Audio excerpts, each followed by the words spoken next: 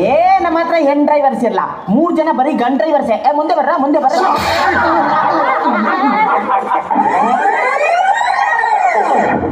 Madam, ನಿಮ್ಮ ಹೆಸರೇನು? ಸಂಗೀತ. ನಿಮ್ಗೆ ಇಷ್ಟವಾದ ಹಾಡು ಸ್ವಲ್ಪ ಹಾಡ್ತೀರಾ? ಅಯ್ಯೋ, ನಂಗೆ ಹಾಡಕ್ಕೆಲ್ಲ ಬರಲ್ಲ.